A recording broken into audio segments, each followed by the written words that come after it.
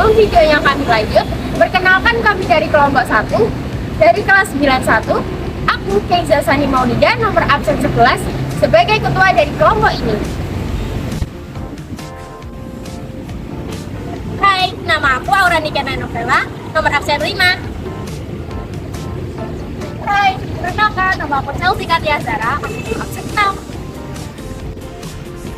Hai, nama aku Fani Falasilva, nomor absen 9. Perkenalkan nama aku Melisa Azulia Salima, nomor absen 14. Hai, Nama aku Naura Masidadul Khaira, nomor absen 20. nama aku Sama Nafi Adana, nomor absen 9. Hai, nama aku Yusana Nazarin, nomor absen 31.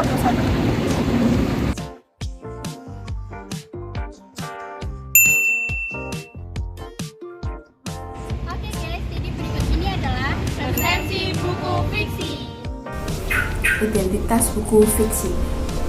Yang pertama, judul buku Anyaman. Yang kedua, penulis Sophie Aulia. Yang ketiga, penerbit PT Buku Nek Kreatif Cipta. Yang keempat, tahun terbit 2022. Yang kelima, kota terbit Jakarta Selatan. Yang keenam, ketebalan buku 365 halaman. Yang ketujuh, nomor ISBN 978-602-220-433-6. Yang kedelapan, ukuran buku 13x19 cm. Yang kesembilan, harga buku. Harga Pulau Jawa 99.000. Baik, yang selanjutnya adalah alur. Alur cerita dalam buku fiksi berjudul Azamin memiliki alur maju dan mundur. Yang pertama ada orientasi. Orientasi yang terdapat dalam buku fiksi ini ialah Haura Jasmine, seorang mahasiswi semester akhir yang tengah dibuat kuda gulana karena beberapa pekan terakhir ini ia sibuk memikirkan skripsi dan perjodohan. Ia dijodohkan dengan seorang pria yang baik, berpendidikan tinggi, berkemampuan cukup, memiliki pendidikan agama yang bagus, dan juga memiliki parasan tampan.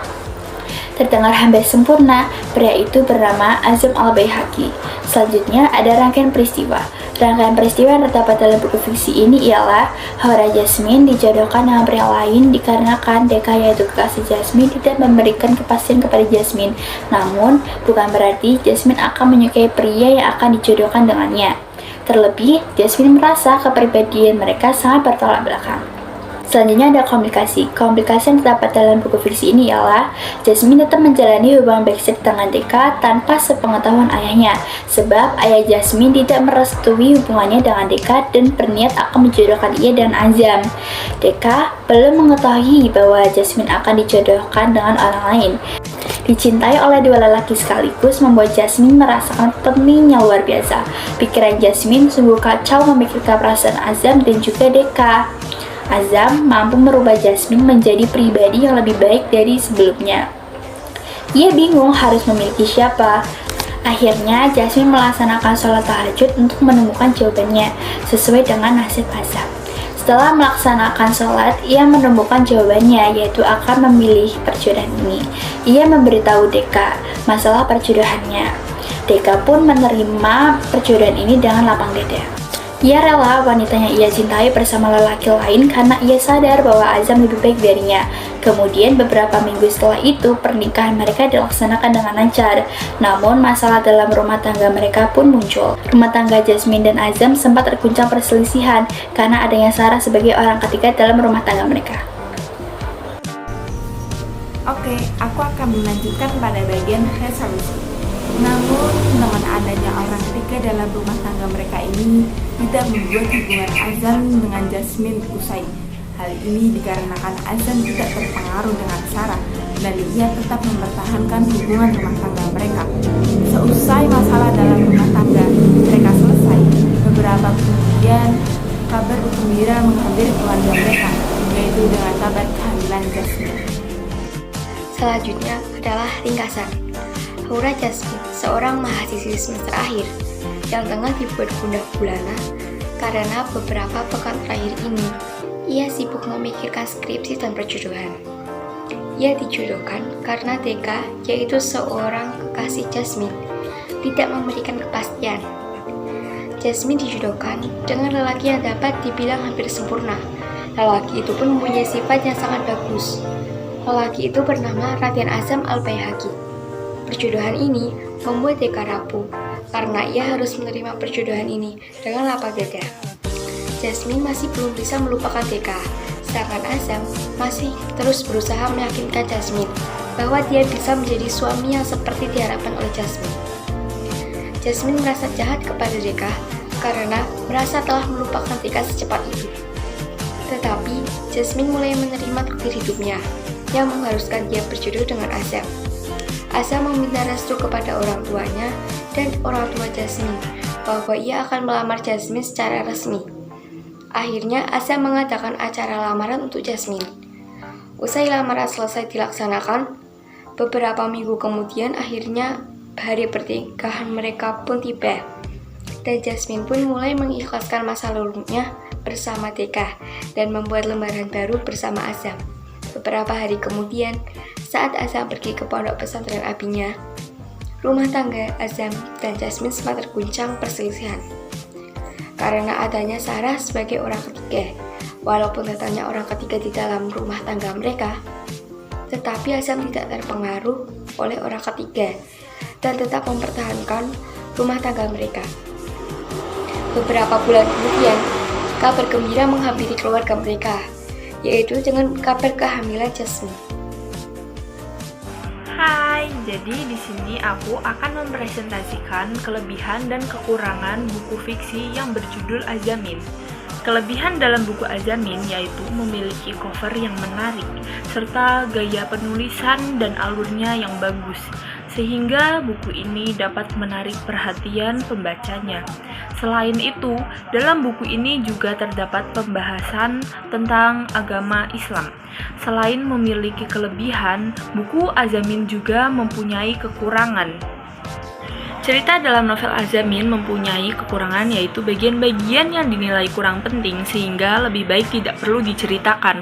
Novel Azamin juga mempunyai tokoh sampingan yang sangat banyak dan perannya tidak penting sehingga terkesan seperti bertele-tele. Hal tersebut yang bisa membuat pembacanya menjadi sulit memahami tokoh penting dalam novel tersebut.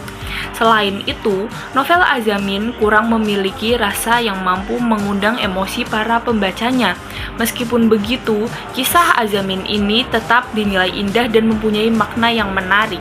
Ulasan untuk novel Azamin dari kelompok kami yaitu perwatakan tokoh dalam novel Azamin mempunyai watak yang berbeda-beda sehingga membuat novel ini menarik dan banyak digemari oleh para remaja. Banyak amanat yang bisa diambil dari novel ini. Gaya bahasa yang digunakan oleh penulis menggunakan bahasa sehari-hari sehingga cukup mudah untuk dipahami oleh pembacanya.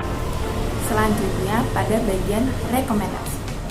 Novel ini sangat direkomendasikan bagi anak umur 13 tahun ke atas atau di kalangan remaja.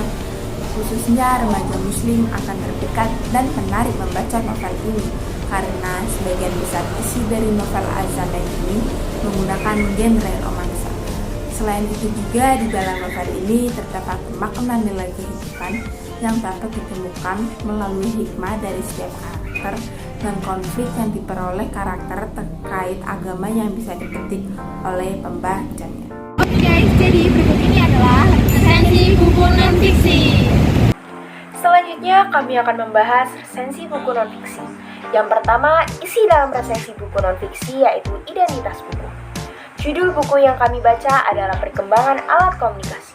Buku ini ditulis oleh Erma Widyastuti SS dengan diterbitkan oleh A.P.D. Zamzam yang diterbitkan pada tahun 2016 di Jakarta Selatan dengan ketebalan buku 60 halaman dengan nomor ISBN 978 602 9432 107. Yang kedua adalah peta konsep.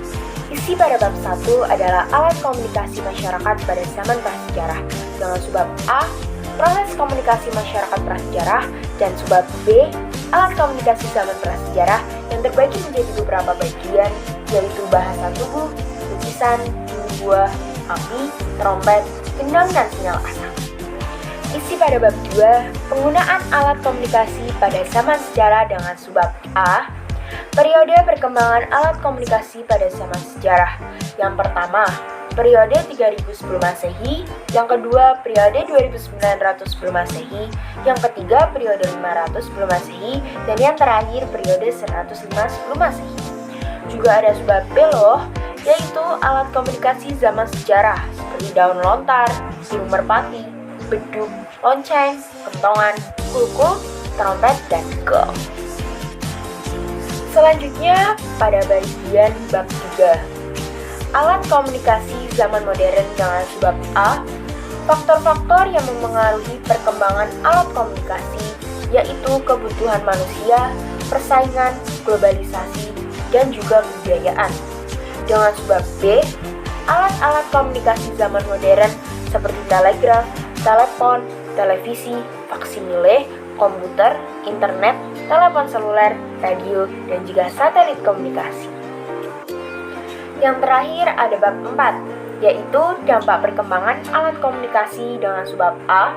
Dampak positif perkembangan alat komunikasi pada bidang informasi dan komunikasi, bidang sosial dan budaya, bidang ekonomi, bidang pendidikan, dampak positif secara psikologis, dan juga pada bidang politik.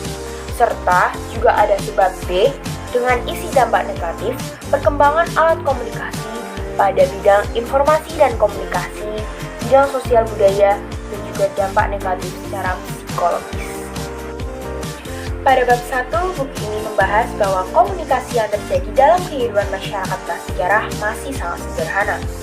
Mereka belum mengenal tulisan atau bahasa verbal untuk berkomunikasi. Ada beberapa alat komunikasi yang digunakan pada zaman prasejarah, mulai dari bahasa tubuh, lukisan dinding gua, sinyal asap, api hingga terompet. Pada bab 2 membahas tentang perkembangan alat komunikasi pada zaman sejarah. Di zaman ini, cara berkomunikasi lebih maju dan ditandai dengan dikenalnya tulisan. Perkembangan ini dimulai pada periode 3000 SM hingga 105 SM. Contoh alat-alat yang digunakan pada zaman sejarah adalah daun lontar, burung merpati, beduk, lonceng, kentongan, kulkul, gong, dan trompet. Pada bab 3, perkembangan alat-alat komunikasi pada zaman modern berlangsung sangat cepat. Perkembangan tersebut dipengaruhi oleh beberapa faktor seperti kebutuhan manusia, persaingan, globalisasi, dan kebudayaan. Contoh alat-alat komunikasi yang berkembang pada zaman modern adalah telegraf, telepon, televisi, faksimile, komputer, internet, telepon seluler, radio, dan satelit komunikasi. Pada bab terakhir, adanya perkembangan alat komunikasi menimbulkan berbagai dampak bagi masyarakat. Dampak positif perkembangan alat komunikasi dalam beberapa bidang kehidupan, misalnya masyarakat lebih cepat mendapat informasi, meningkatnya produktivitas dunia kerja, muncul media elektronik yang berperan sebagai sumber ilmu pengetahuan, mendorong jiwa dan semangat masyarakat untuk terus mempelajari setiap kemajuan teknologi alat komunikasi, dan melalui alat komunikasi, program pemerintah dapat tersebar luas dalam waktu singkat. Adapun dampak negatif perkembangan alat komunikasi seperti penyalahgunaan alat komunikasi, para remaja menjadi terpengaruh oleh budaya yang kurang sesuai dengan moral, serta muncul sikap individualisme dan kecemasan sosial. Dapat kami simpulkan bahwa alat komunikasi yang mengalami perkembangan di setiap zamannya. Pada zaman prasejarah, tulisan dan bahasa verbal belum dikenal. Kemudian, pada zaman sejarah, tulisan mulai dikenal. Hingga di zaman modern, alat komunikasi banyak mengalami perkembangan. Akan tetapi, ada juga dampak yang ditimbulkan dari penggunaan alat-alat komunikasi. Kelebihan buku ini yaitu memiliki isi yang lengkap dan jelas. Buku ini membahas tentang perkembangan alat komunikasi dari zaman prasejarah hingga zaman modern seperti saat ini. Tidak hanya itu saja, buku ini juga membahas dampak perkembangan alat komunikasi, sehingga bisa menambah wawasan kita terhadap perkembangan alat komunikasi. Di sisi lain, buku ini juga memiliki kekurangan. Pada satu buku ini kurang menarik perhatian pembaca, terutama pada kalangan remaja saat ini. Selain itu, ilustrasi yang ada dalam buku ini masih berwarna hitam putih, sehingga kurang menarik secara visual.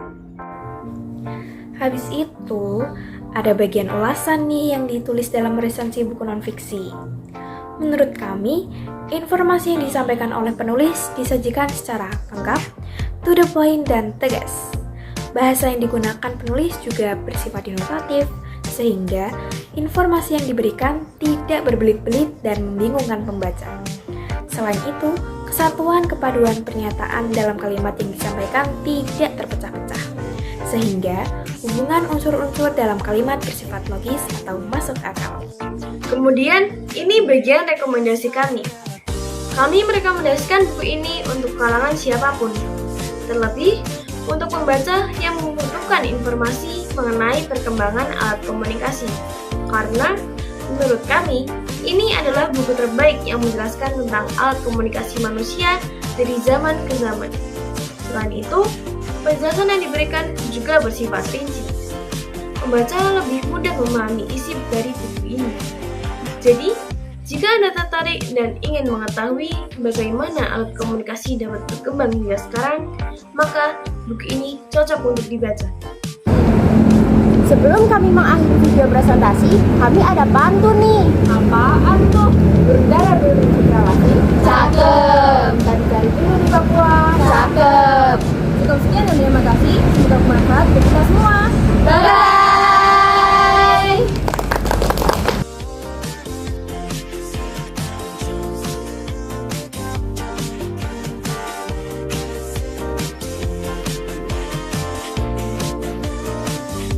Guys, jangan lupa like, comment, share video ini, dan jangan lupa subscribe channel ini. And thank you so much. See you next time in the next video again. Bye-bye.